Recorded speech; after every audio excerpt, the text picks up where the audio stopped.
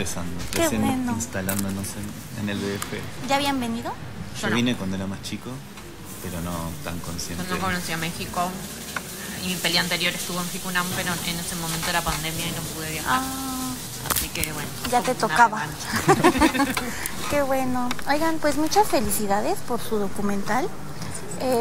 La verdad, creo que actualmente predomina mucho se puede decir, exotizar este tipo de temáticas, y creo que ustedes logran todo lo contrario. O sea, visualmente, narrativamente me parece un documental muy sensible, o sea, que en todo momento empatiza con la historia, pues, de la mamá, del joven.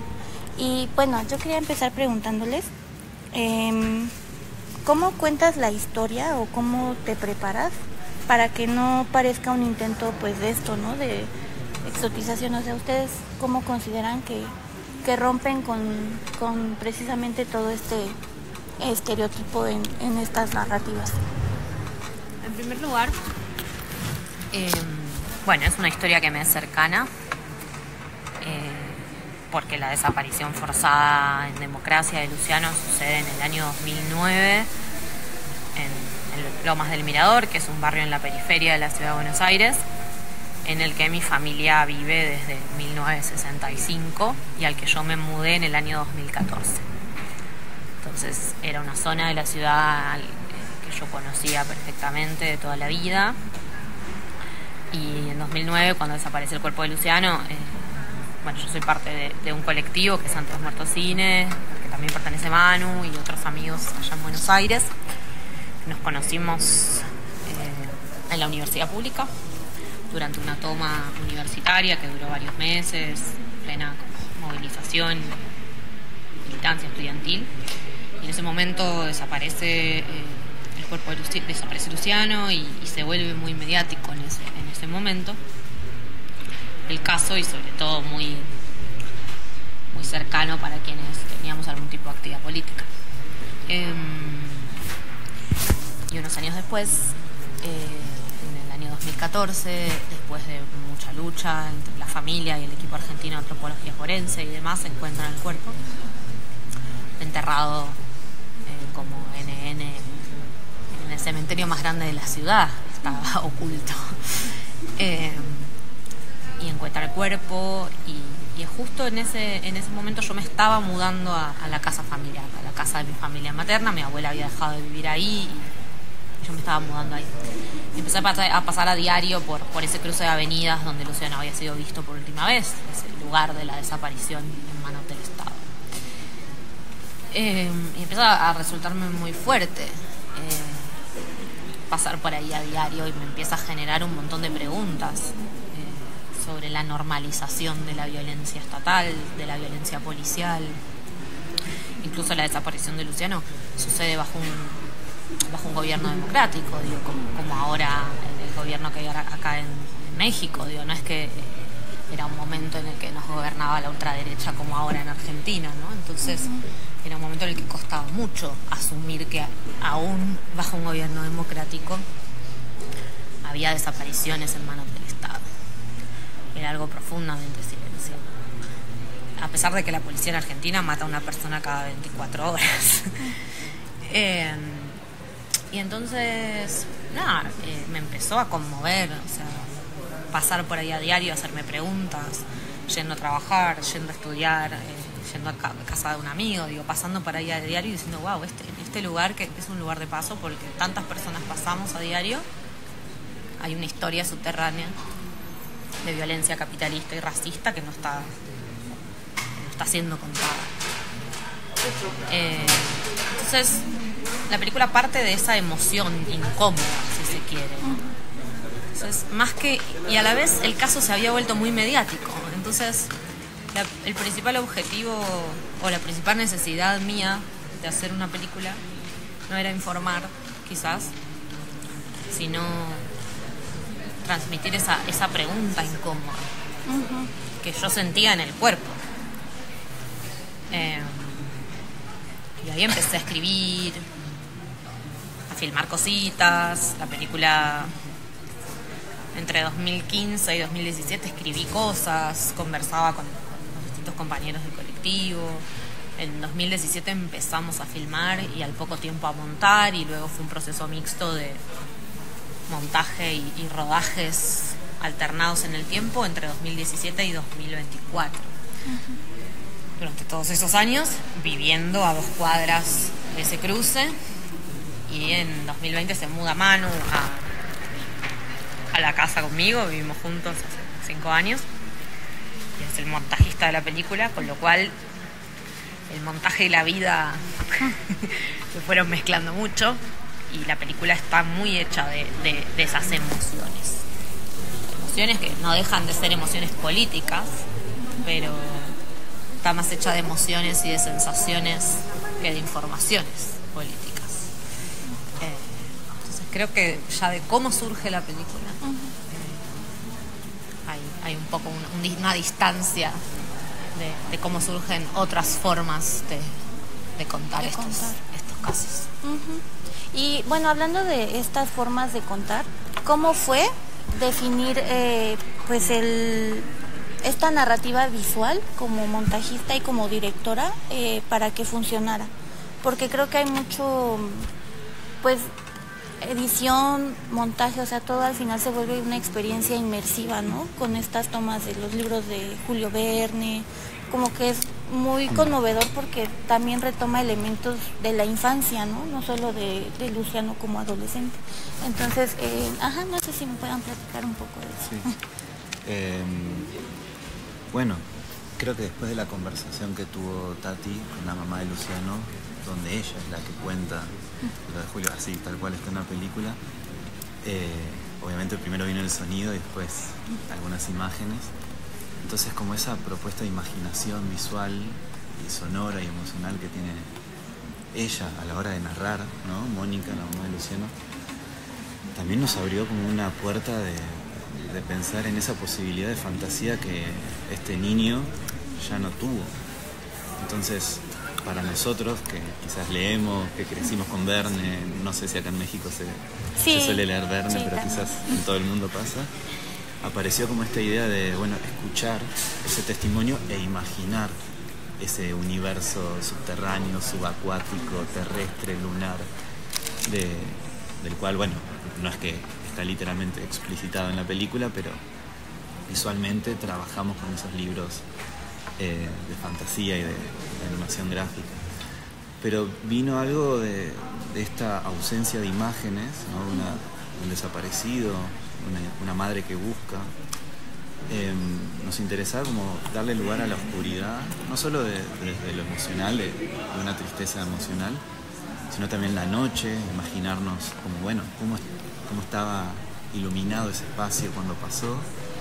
Y esa ausencia de literalidad, quizás, no vamos a mostrar la imagen, esto de exotizar como usando la imagen como tal cual podría haberse usado, habilitó como, bueno, Tatiana es diseñadora gráfica e hizo libros de astronomía para niños, por ejemplo, que eso también posibilitó trabajar con imágenes gráficas de libros que primero escaneamos, no nos gustaron, después las filmamos, nos interesaron, y una idea de traerle luz también a esa oscuridad. Entonces esas imágenes de niños también, protagonistas en esas novelas de Julio Verne, traían esta idea de ensoñación y de futuro, ¿no? Como de ese futuro que se robó el Estado. Entonces creo que fue muy interesante partir desde la escucha de la voz de ella, que nos habilitó esta imaginación visual. Y después, bueno, recurrimos a filmar esos libros con esa textura medio extrañada, como si fuera un sueño, como si fuera algo que hablábamos antes, como de la nitidez, ¿no? Como no ver claramente lo que pasó también nos permite jugar y pensar en, bueno, de qué forma podemos narrar esta película sin que sea algo frío, algo oscuro. Y bueno, la literatura creo que habilita mucho, ¿no? Imaginar imágenes, justamente. Entonces el proceso fue, a partir de la conversación que ella tiene con Mónica, 6 años después, comprar algunos libros por Mercado Libre, como libros usados, experimentar con las imágenes también, para pensar de qué forma invitar al espectador a que conecte no solo con la voz, sino también con tu propia adolescencia, con tu propia infancia, que vos tuviste la suerte de tener, de acompañar, y eso que hablabas antes como de la empatía, ¿no? Como de invitar a estar con esa imaginación perdida. Entonces, hay algo, por un lado hay algo que yo creo que me lo enseñaron, por un lado los transfeminismos y por el otro lado mis amigos, que son siempre mis principales maestros, mis amigues, que tienen que ver con el sonido y con la escucha, ¿no? Con la dimensión sonora. Tuve pésima educación sonora en la carrera de cine, pero luego en esa, y al contrario, muchísima formación visual, que igual es lo que suele pasar, ¿no? En el mundo. Sí. Entonces cuando salí de la carrera, el sonido era una gran incógnita para mí. Pero eso terminó convirtiéndose en algo como en una ignorancia productiva, ¿no? Uh-huh. Era un territorio que me generaba más dudas y más curiosidad. Y en ese sentido, ya desde mi película anterior, que es Río Turbio, venía trabajando mucho con la dimensión sonora, con correr incluso en la espacialidad de la sala, el sonido de la pantalla. Digo, a mí me interesa mucho lo que pasa en los laterales, lo que pasa atrás, como vos decías, lo inmersivo, ¿no? Algo de, bueno, somos un cuerpo que está adentro de 4 paredes en las cuales hay ondas que nos están atravesando. A mí eso me parece increíble el sonido, o sea, realmente te toca. Uh-huh.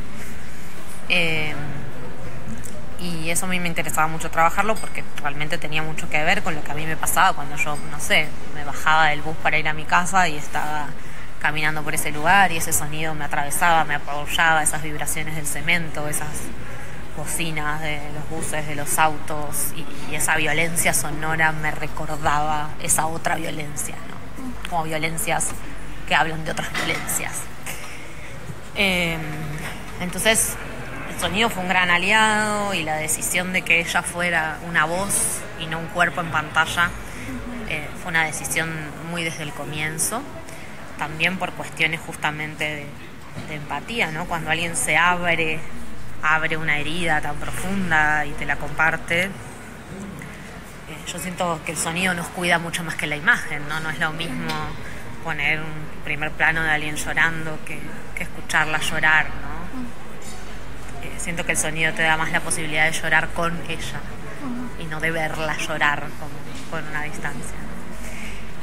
Y una imagen que yo tenía justamente en la cabeza mucho tenía que ver con la idea de imagen mental, o esa sensación de cuando sos chiquita y tu mamá o tu papá o quien tengas la suerte de que te cuide y te cuente un cuento a la noche, ese momento en el que te vas quedando dormido y el cuento entra como en tu cabeza y la imagen es difusa, pero seguís como con un hilo conectado a la realidad, ¿no? Entonces había algo de eso que a mí me venía, y que con Francisco y con Joaquín, que son los compañeros del colectivo que trabajaron en la parte visual de la película conmigo, teníamos siempre muy presente, ¿no? Y esta idea que decía Manu, de encontrar la luz en la oscuridad, y esta idea de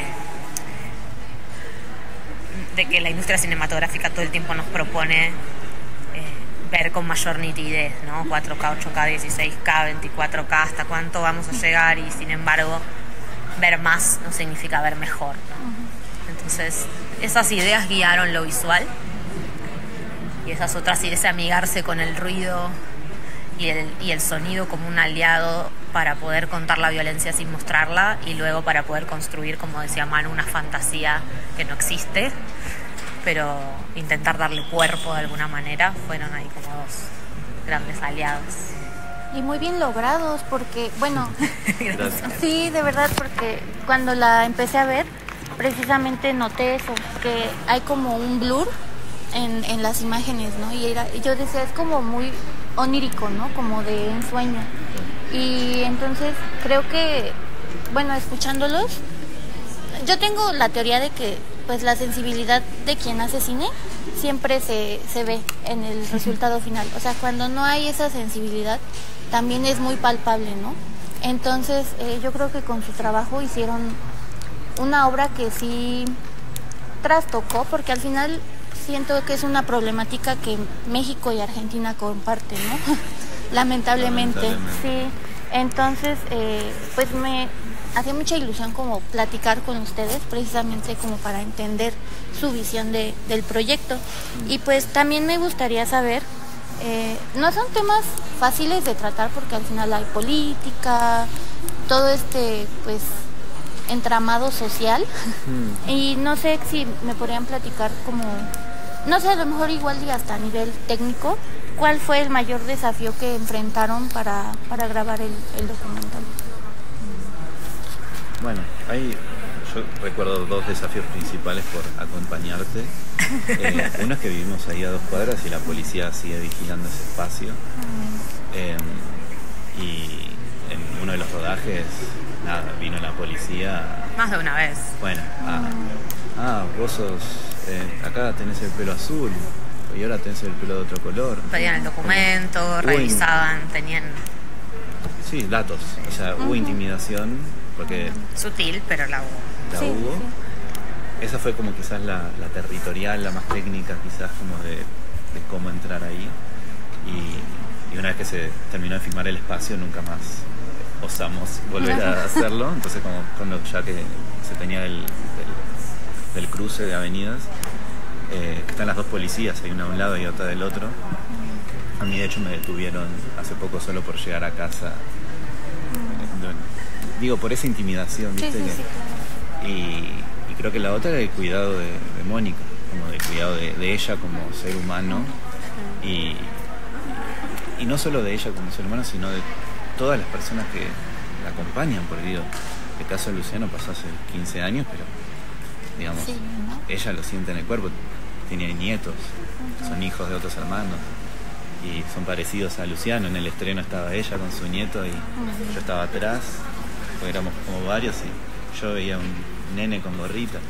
Entonces creo que lo que más nos preocupaba era el impacto que podía tener el docu en ella, no por lo informativo, porque ya hubo un documental y ya tuvieron sus repercusiones, pero sino el hecho de que se publique, se exhiba y bueno, que sea tan raro también, que sea experimental.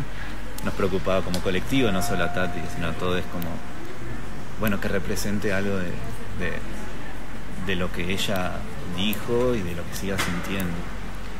Entonces bueno, una vez que teníamos más o menos la peli armada y se las mostramos al espacio, y el espacio Luciano Arruga, que es la agrupación de amigos y familiares, y empezamos a tener WhatsApps hermosos. Quizás ese miedo, quizás por un prejuicio también que uno tiene de inseguridad. Creo que ese desafío se convirtió como en un regalo, ¿no? Como que estén de acuerdo con la peli. Claro.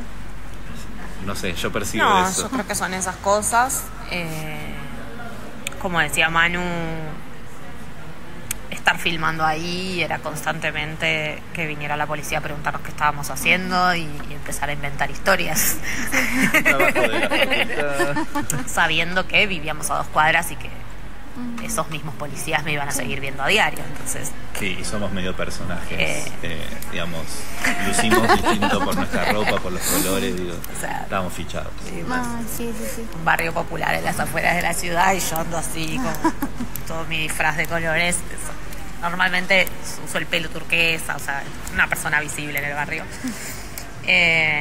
Entonces, y después sí, todo lo que decía Manu, a mí, yo soy una persona una persona introvertida, soy una persona tímida, y me gusta ser con las personas que invito a ser parte de mis proyectos, a tener los cuidados que me gusta que tengan conmigo, digamos, y en ese sentido a mí me gusta que la gente avance lento conmigo, me siento avasallada muy fácil, y para mí era un peso muy, muy grande como sentir que no invadía de más y que abría el espacio me ayudaron mucho también, si bien fue un proceso que duró muchos años, y en esos años conversábamos una vez al año con suerte, porque la película no tenía dinero, entonces íbamos avanzando cuando podíamos, entonces tampoco se les podía prometer bueno, en 3 meses va a haber una película, porque en realidad hasta último momento no sabíamos ni si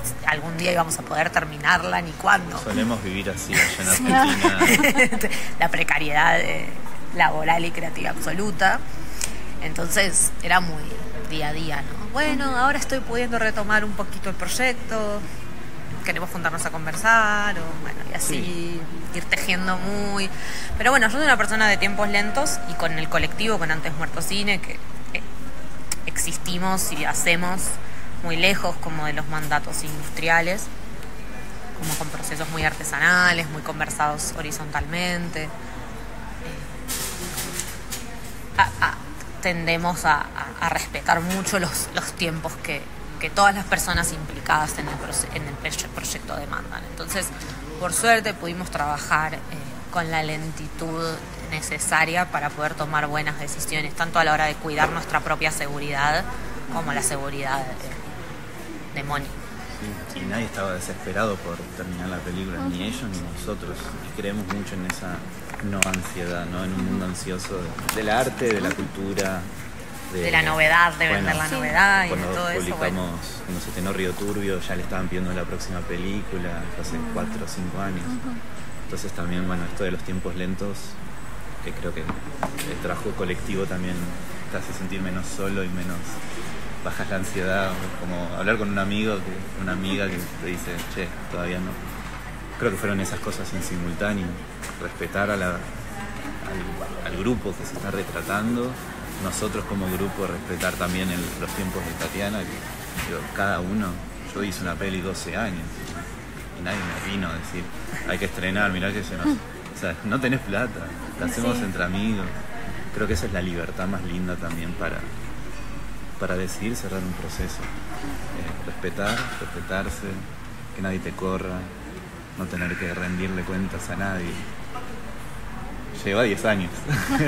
Pero se ve, ¿no? El resultado. Y bueno, se ha trabajado mucho. Preferimos el respeto y el largo plazo y lo impredecible de la vida, que son, bueno, ahora la peli por suerte se terminó y se está viendo en Asia, en África, en todos lados.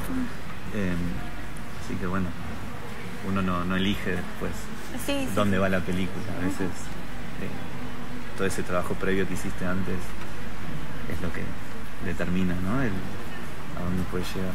Así que creo que el respeto y el cuidado es...